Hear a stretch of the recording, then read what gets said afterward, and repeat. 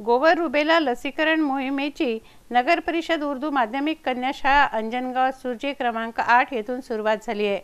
राष्ट्रीय आरोग्य अभियान महाराष्ट्रातर्फे 9 महिने ते 15 वर्षांच्या मुला-मुलींना निमोनिया, अतिसार, मेंदूज्वर असे रोग होऊ नये म्हणून गोवर रुबेला लसीकरण मोहीम महाराष्ट्र शासनाच्या आरोग्य विभागाने हाती घेतली आहे। सुदृढ आरोग्यासाठी लसीकरण आवश्यक असून गोवर आणि रुबेला लसीकरणामुळे या आजाराचं समूळ उच्चाटन होण्यास मदत होणार आहे। या मोहिमेचा लाभ घेण्याचं आवाहन डॉक्टर रहाटे, मेडिकल अधिकारी दाभाडे, आरोग्य अधिकारी डोंगरे यांनी केलं। आरोग्य विभागातर्फे 27 नोव्हेंबरपासून लसीकरण मोहिमेचा शुभारंभ करण्यात आला। अंजनगाव सुर्जी शहरात या मोहिमेचा शुभारंभ नगराध्यक्ष कमलकांत लाडोळे यांच्या हस्ते करण्यात आला। यावेळी आयोजित कार्यक्रमात डॉक्टर दाभाडे बोलत होते। शाळेच्या विद्यार्थ्यांना लस टोचून शुभारंभ करण्यात आला। शहरातील नागरिकांमध्ये लसीकरण मोहिमेच्या अनुषंगाने गैरसमज दूर व्हावे याकरता डॉक्टर रहाटे, डॉक्टर दाभाडे यांच्या पथकाने शहरातील शाळांमध्ये जाऊन प्रबोधन केलं व मोहिमेत सहभागी होण्याचं आवाहन केलं। हे लसीकरण सुरक्षित असून पालकांनी आपल्या बाळाला लस टोचून घ्यावी असं आवाहनही यावेळी करण्यात आलं। शहरातील अंगणवाडी आरोग्य केंद्र येथे रुबेला गोवर लसीकरण मोहिमेला व्यापक प्रतिसाद मिळत आहे।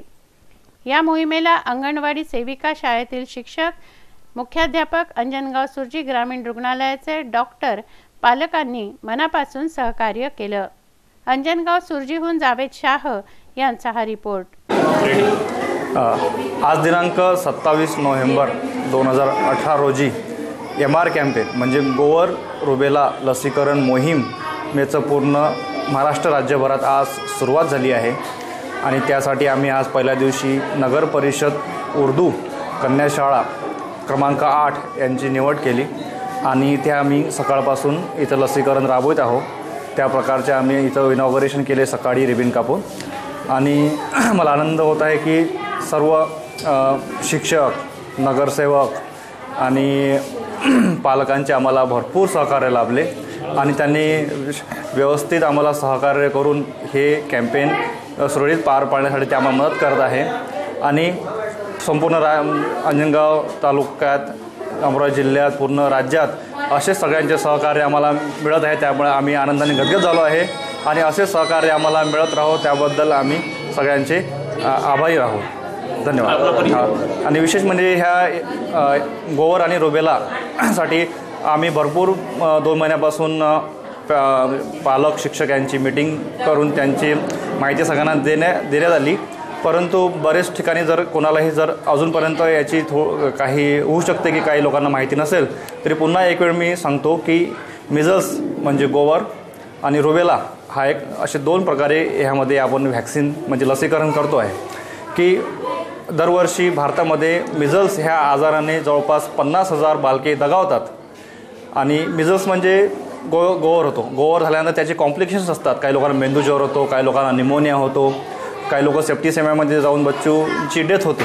तर त्या आजारापासून जर आपल्याला मुक्ती पाहिजे असेल आणि तो आजार जर आपला आळा घालायचा असेल, कंट्रोल करायचा असेल तर आपल्याला ही एक लस आहे की जी बाहेर आपल्याला चांगलीच कॉस्टली आहे, ती आपण गव्हर्नमेंट आपल्याला फ्री देते आहे। दुसरा आजार आहे रुबेला। रुबेला म्हणजे जर गरोदर माता जर असेल आणि तिला जर हा रुबेला जर आजार झाला तर तिचे होणारे जे बालक आहे ते अपंग जन्मास येऊ शकते। उदाहरण अपंग म्हणजे त्याला हार्टचा प्रॉब्लेम होऊ शकतो, मंदबुद्धी होऊ शकतो, एखाद्या अवयव लुळा पांगळा असा होऊ शकतो।